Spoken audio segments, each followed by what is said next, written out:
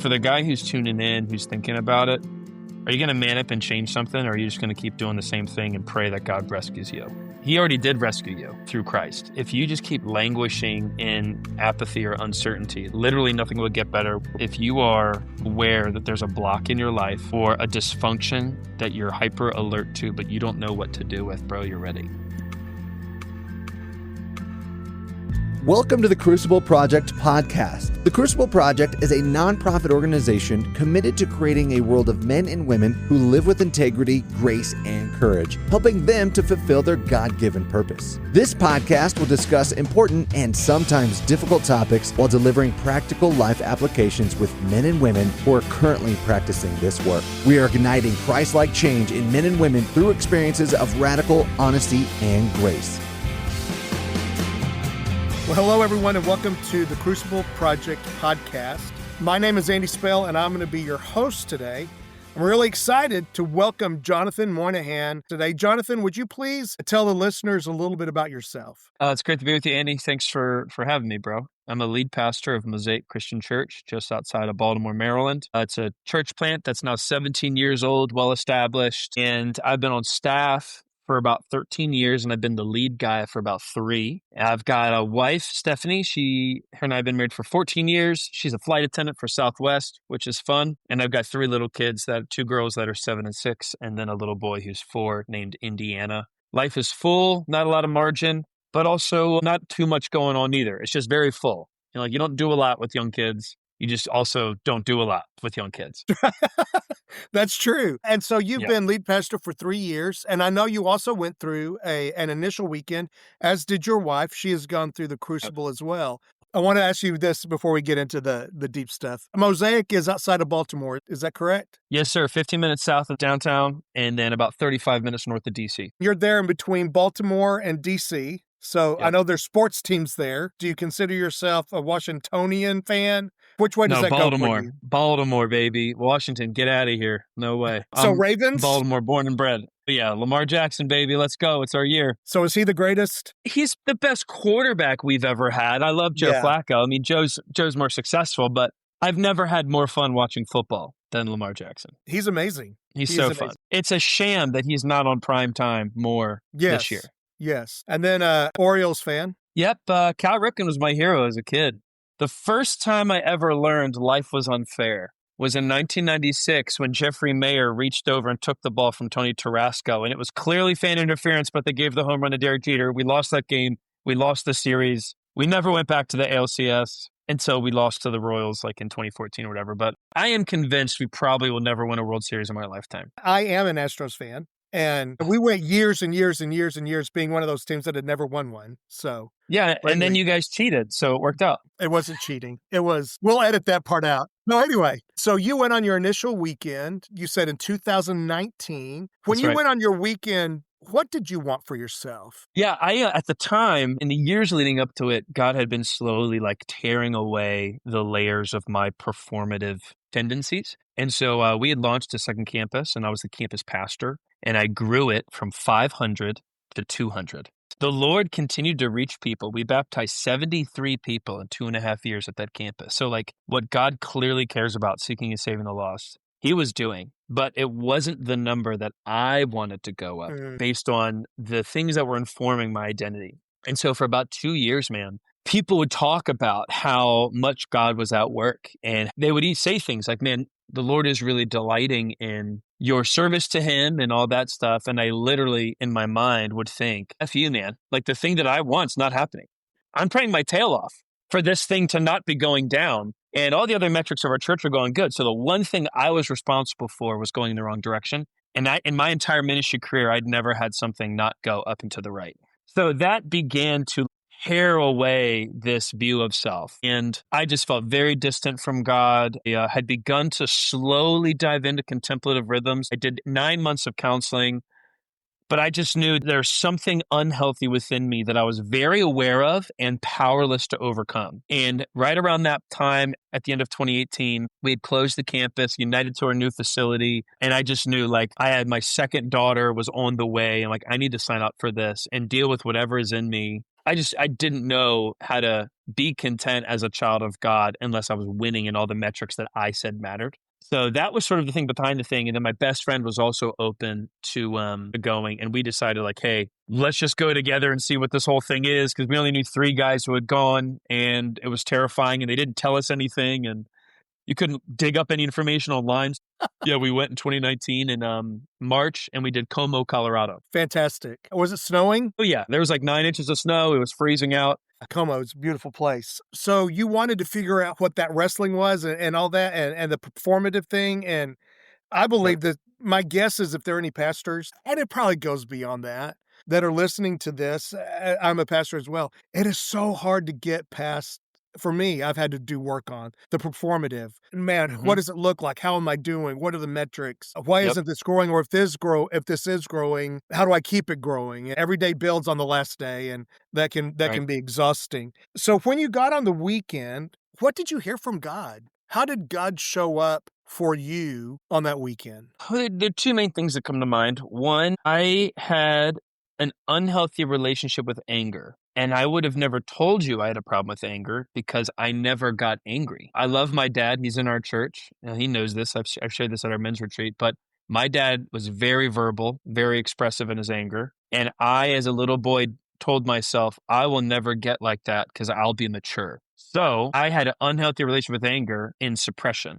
And so on the weekend, I came to grips with the fact I had an anger problem, and I did not know how to step into the power that God gave me without it becoming what I perceived to be my dad. Now, he Mm. never hit me or anything, but I was terrified of him. He was 6'3", 275-pound, broad military dude. So that was number one. The bigger thing, number two, was God revealed to me the earliest memories that then informed what I thought being a man was, that I had basically run after for 20 years. I had to really look at, where did the earliest messages come online where I graded myself on performance, where I prioritized desirability and charisma above everything else? And what did I need to hear as a 9-year-old that I didn't get? And how was the Lord with me there? And how has he redemptively used that wounding to even bring glory to himself and protection to me? But what is that little boy needing? And I got it from God. And a lot of it was just like a stripping away of all the ways that I'd previously graded myself. But I had to go back to the origin of where that came online. I had moments where I could literally like picture where I was sitting as like an 8-year-old, as a 9-year-old, what was going on, what I felt, and just this really deep sense of how I've graded myself and what I've graded being a child of God and a man of God. And none of those things were really rooted in the gospel. They all came from wounding. In a way, I think the Holy Spirit took a scalpel, not a sledgehammer, but a scalpel, and just started cutting at splinters that were still within my soul related to that wounding. I also gained tools on that weekend to continually kind of do self-surgery through work we did after and groups that I did after. But it's stuff that I still hold in front of me to this day. I talk about it a lot with my team. I have a spiritual director. I had a big thing happen earlier this year where the performative, wounded little boy, obsessed with numbers and success, all came back online, and I had to sit down with my spiritual director and talk about it. But, my wife and I call it the splinter because it's always there. It's not going to go away. It's not to be fixed. It's more so like the thorn, if you were to go with Paul's language. Yeah. And living in the performative, what was that doing to you? What was that doing to your wife, to your team? When you were living in Mhm. that shadow, what was it doing to people around you? Well, I kept people at a distance because I was a jester and they were my audience. I wasn't a shepherd with a flock. And so then they were becoming conduits of my own, I wouldn't say ego, but I guess it was. They were becoming like conduits of my own spiritual accomplishment instead of actual people to see and love and know. So there was that. My wife, she would tell you ministry was like our kid before we had kids. There's times where she felt second place for sure, because if my identity as a man is based on how that goes, then I'll neglect my wife to feed the ministry. And then internally, dude, that's a seesaw you never want to be on. The free and light nature of Christ's promise in Matthew 11, when he promises a burden that is light and free and a yoke that is easy, that Yes. was not it. That was Right. not it. And that doesn't mean ministry should be easy and that it isn't a heavy weight, but the ministry I was carrying was heavy for the wrong reasons Yeah. and certainly misplaced on the wrong shoulders. So it was just a lot of, I would call it fragility. And I wasn't like fragile in like the post 2020, the way the world is thrown around now, but there was a fragility to my spirit, my confidence. I was not seeking affirmation from the Father. I was seeking it from the comment section or from the weekly spreadsheets. My guess is, Jonathan, I think this is probably a mankind, a human kind issue because, there's men in my life, in my church, in Crucible here, men that I just know, and it's their numbers of how many cells they got, or it's in what they did or how they've grown, or have they gone from being a principal to superintendent, or it's just Right. there's something about when we're in our 20s and 30s and early 40s especially, we're still building, building, building, and I wanna be seen. And I wanna Hmm. be successful, and so I will do anything, and I think my wife and kids, because I didn't do my week until my mid-40s, and probably even today, there's times I can be tempted to where my ministry and serving others can make them still feel like they're second place if I don't look at myself and realize what's going on. Right. And I think I would have told you back then, I wasn't as scared of the shadow as I needed to be. And Yeah. now I know the very things that make me good at what I do is also the thing that will ruin me. And Mhm. it gave me, and the blessing of God on my life was that He gave that to me in 2019 before 2020 happened, when all of these pastors came crashing down, dude. Yeah. It was awful. I could go in 5 different directions on this one, but just for our conversation, I mean, not just big name pastors, but like, Ravi Zacharias was one of the most devastating. And it's like, there's a man who never learned how to deal with his shadow, never dealt with wounding, kept things in the dark. That's exactly where I'll end up Yeah. if I don't hold this in front of me. I'm not better than them. I'm fully capable of all of that. Right. And the more prominent or influential a pastor becomes, I think the more resilient and secure in their crap they have to be, or else we know that life script. We know where it goes. Absolutely. So since then, how has what you learned on that weekend been a gift to you? Well, man, for me, it was really the starting point of a larger journey to cultivate what I'd call the interior castle, or Henry Nouwen would call like your hidden life with Christ. So that was the beginning of me on probably like an 18-month journey of learning to love silence and solitude. And God had to strip away all the desires to perform and all the needs to like be doing, because only after all that work of uprooting that poison could I learn how to like sit and withdraw into the woods and just be with God. And so now, like pastorally, my pastoral voice to our church, if you were to interview people in our church, they'd probably say like the most common thing Jonathan talks about is a hidden life with Christ, silence, withdrawal, solitude, contemplative prayer. And bro, that was not me. Like that was not me at all. Yeah, I start my morning with no stimulation or noise or talking or even reading for probably the first like 40 minutes. I'm just sitting. I go for a walk with God in the quiet, and then I sit at my desk with a cup of coffee and I do like prayerful listening. And I just listen to the Lord. I do a sachet check-in with God every single day. And my prayer life is very much not like, here's what I need you to do for me today, Lord. Resting in His presence, sitting across from Him, and learning how to see Him as He sees me, as I am, knowing I'm accepted because of what He did and nothing that I have to do. And so now, like, there's days that go by where I forget to look at the count for church. And that was not me, bro. Yeah. Yeah. And it's amazing what God can do for us and through us when we finally give up some of those things that we've been carrying forever, because it's so freeing for us to actually become who God created us to be and who's wanted us to be. It's there for the asking and for the taking, if we can just cut through the Hmm. crap so God can get in there and let us see what He really wants. Not that I do, but He Hmm. loves me for who I am. Yeah, and He always did. Not just Yeah. because you figured this out, but that was always there. And I think though the story of Christ withdrawing into the desert and being met by the devil really resonated with me, because when Christ withdraws into that silent, quiet place, you meet the evil. And part of my weekend, I had to meet the evil. Like it was the first time I had been stripped away from a lot of things. And I couldn't even be impressive on the weekend because nobody knows the church, nobody knows what you do, nobody cares. Right. You don't even Yes. get to tell people much about you. Yeah.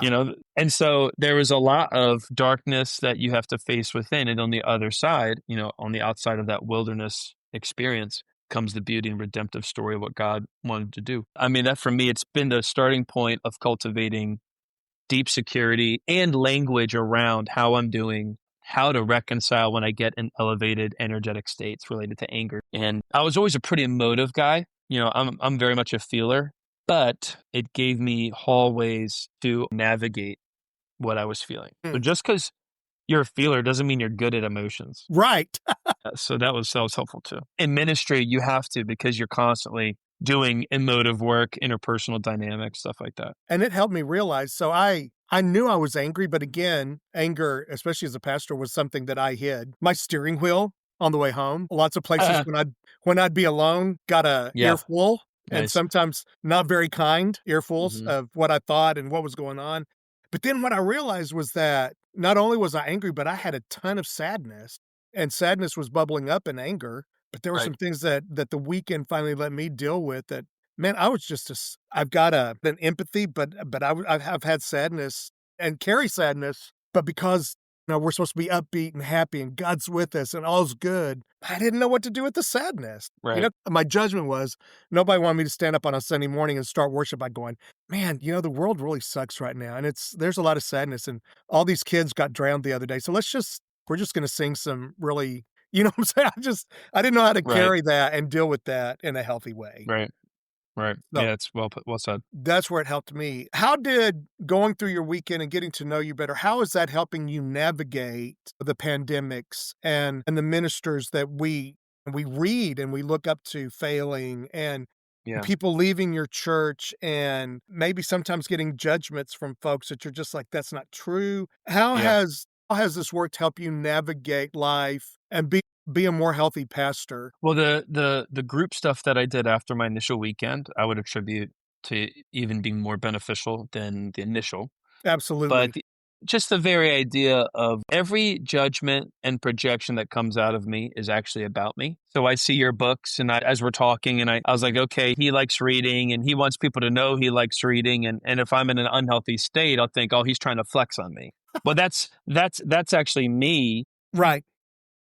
on my own insecurity, knowing that I'm actively not reading the books I want to be reading. I don't even have a good rhythm for reading the books that are on my shelf. So the energy I'm putting towards you is actually a restlessness towards myself. So Right. like that, being aware of that then means when I pour my heart out in a sermon in the middle of COVID and somebody comes up to me all pissed and they come off at like a 9 when it should be a 3, because I know everything that comes out of me is actually about me. That means everything coming out of them is about them. So I can have a shield up and lovingly see them as an image bearer of God and not my enemy, and pray for them, knowing that whatever they're about to articulate is actually about them and not about me. And I can then receive the gold of what they're sharing. But that whole idea of like interpersonal transference and projection that you read about in psychology, like I gain tools to be able to have my shield up and love people deeply when nothing but flaming hot arrows were being sent everywhere in 2020. Yeah. I had dear friends I discipled for years decide to leave the church during COVID. It was really freeing to be like, there's nothing I could do to suddenly fix this. It actually isn't about me that much. And the Lord's doesn't mean I don't weep and grieve, but it just made the energy that I carry way less and less unhealthy. I didn't feel any need for revenge or anything like that. But the transference side, the judgments versus data conversations are super, super helpful. And again, the sachets, bro. I mean, the sachet check-in every day. I mean, it's been every day for like 6 years. That's amazing. That is so I mean, good. not every day. Certain days I don't have quiet Right. times. Let's be honest. Sure. Yeah. See, I was just judging going, "Oh, man, this guy's every day." Wow, for 5 years. If there's a pastor or a church leader listening to this right now, and I believe and they're resonating with it because, man, I was just like I told you, I was just at a retreat with some pastors from all over the country. I sit with me, and it seems like time and time again, the conversations are around the same thing, and Right. they usually go back to performative or this or that or the other. It should be light, but it feels like a heavy burden. And sometimes things Yep. are heavy, but it's not meant to be a burden. That doesn't mean that it's not work and that it's not hard. The yoke of Jesus is a work vest. It's a work tool. It's for work. Right. Honestly, when I went on my weekend, I had been on a million retreats. Mhm. And I was like, when somebody brought this up, my first reaction was, I don't want to go to another kumbaya, sit around the fire. I was kind of done with those kind of things. Yeah. And so, what would you tell a pastor that's listening to this? Man, this is why maybe step into it. Maybe go on this weekend. One, I hate kumbaya stuff, so I wasn't gonna go on anything like that. I had to talk to men I really trusted who did hard things, who pushed themselves physically, emotionally, spiritually. I wasn't looking for another men's retreat where everybody gets around the fire and talks about porn. I'm over that. That's easy. I wanted something that I was scared of. I tell every man in our church who goes on a weekend, there will be a point when you hate me, and that's okay. And then you'll thank me after. Yeah. And pretty much that's happened every time. We've sent about 200 guys. But for the guy who's tuning in, who's thinking about it, I hate saying it this way, but are you going to man up and change something, or are you just going to keep doing the same thing and pray that God rescues you? He already did rescue you through Christ. So he's given you the tools to serve the bride, lead your family. If you just keep languishing in apathy or uncertainty, literally nothing will get better. We know this life script. You're going to blow up your life or you're going to quit the ministry. And so if you are really aware that there's a block in your life or a dysfunction that you're hyper alert to, but you don't know what to do with, bro, you're ready. And if no one will go with you, reach out to the podcast and they'll connect you. I mean, there's people all over the country. We have people who move away because nobody wants to live in Maryland because it's like the People's Republic of Maryland when it comes to taxes. People are moving to like Texas, North Carolina, Florida, and like we get them connected with guys from Crucible. Yeah, So and the one thing that I would tell a pastor too is, so man, I don't wanna go to one with people from my church. We've got yeah, weekends. We've got a ton of weekends you could show up, and nobody would know that you're a pastor or what church you pastored for. 100%. That's what I did. I flew to Colorado. Nobody knew. I've since staffed weekends at my spot, but that was before I became the lead guy. But I would say, yeah, 100%. There's so many options. For me, if we are nothing else, we are merchants of grace. And I just think when you go on a weekend, you actually start to fathom grace Yeah, on a completely different level. And the spiritual authority in which you communicate the gospel, embody it in your shepherding of your people, there's just another gear, bro, that is available. There's a hunger for the Lord. There's a palpable sense of what grace is like in the face of deep shame and big truth that I just see it change men's lives, both those in ministry and out. absolutely. Jonathan, when I got back, I remember I gone through with my weekend, man, so much stuff that I had to work through and deep pain. And I remember though walking out of our church building here and I saw the neighborhoods around me. And I just remember in my heart thinking, somehow I wish I could impress on every man, not because I think they're bad or, oh my gosh, you're so broken, you got to go do this, but because I know they're broken. I just remember sitting there Right. going, man, I want everybody to know Jesus and I want everybody to know the grace that I just found on this weekend that I went on. Exactly. Like, I Yeah. just want them to have it. Yeah. I tell the guys, I'm like, hey, when you first get back, you'll feel like you can see the matrix. Yes. Yes. I'll be in O'Reilly's buying something that I need for my car to fix it or whatever, and some guy's losing it on the teller, on Right. the checkout Right. girl, and I'm sitting there going, "Dude, man, come on. Yeah. Yeah. You need This to ain't do some about that. more. This ain't about Yeah. that. It's not Yeah. that they This ain't gave you the about wrong those. spark plug. You're Yeah. angry at but so yeah, so I wanna give that to them. One last question I have for you before we wrap this up. Thank you so much for being here. You've said about 200 men and about 100 women of your church have gone through this. How has your church benefited from people going to the Crucible Project? What has it done for you guys? Well, I think on the whole, our church has become even more so a haven for brokenness to be articulated, brought to light, and healed. I'm a big believer that God won't correct what you won't confront. God won't heal who you pretend to be. And having this remnant people who have stepped in the muck and the mire, to go with the Psalm 40 verse 2 language, or verse 3, I forget, but people who have like waited upon the Lord, see him plunge himself down into the mud, lift them up. There is just a sense of vulnerability and a lack of fear around sin that only comes when you've really seen grace hit you in a powerful way. And so now it's not uncommon to share very, very raw, broken stories in our church, and no one thinks it's too much. No one bats an eye. There's an opportunity for real brokenness in the world to see that we're a safe place for that because the gospel makes it safe, because it's being redeemed through faith and the grace that Jesus offers us. And so there's just 200, 300 people now who are super open with their crap. And I think that's super appealing to lost people, but it's also really challenging to the Christians who are kind of living with this, Pelagianism of thinking they have to have it all together and, they work their way to God and that's how they get good standing with Him.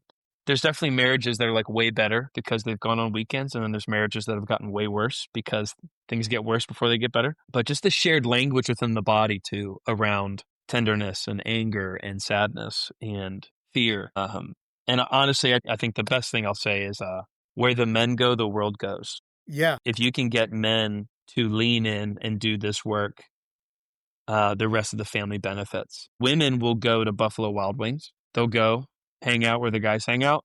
Yeah. Men don't go to nail salon. True. There's been this feminization of church in America where it's like 80% women, 70% women. And we have seen the deeper soul work of Crucible enable us to raise a very hard bar for masculinity, biblical masculinity in our church. And men are drawn to other strong men. And so there's even like the cyclical nature now of they see strong men, they want to be around them, they find out, hey, what helped you? They all say Crucible. Now there's like this flywheel going and families are being transformed because the men are taking their faith seriously. They're taking their sin seriously. They're finding godly brotherhood. Well, yeah, crazy. Anything else you'd want to say to people that are listening before we end this conversation? If you think Jesus requires you to wear a suit and tie all the time, and it probably isn't for you, bro. But if you are ready for like a wilderness adventure that shows you what you're made of, I couldn't recommend it more. That's all I'll say. Yeah, thank you. And I tell men, a lot of things that you're going to hear on the weekend are things that if you heard at church, it would offend you on some level. Mm-hmm. But it's all the stuff that's already running around in your brain. And we just take it out and we deal with it. Mm-hmm. Mm-hmm. Yeah. All right, dude. Hey, thank you so much. I've loved having you on here. If you want to know more about the Crucible Project, go to crucibleproject.org. You can find weekends for men, women. You can find coaching. You can find people to talk to. We just want you to get connected to God, get connected to your true self, and to find freedom and grace, big truth, big grace, and something that God has for you. Thanks so much, dude. For more information about our weekends, please go to thecrucibleproject.org. Or if you're ready to get started on your transformational journey right now, you can connect with one of our Crucible certified coaches for a free 30-minute session at thecrucibleproject.org/coaching. That's thecrucibleproject.org/coaching. If you like what you heard, connect with us on Facebook, Instagram, and Twitter. Rate and review wherever you are listening, and don't forget to subscribe on your preferred podcast platform. Thank you for listening.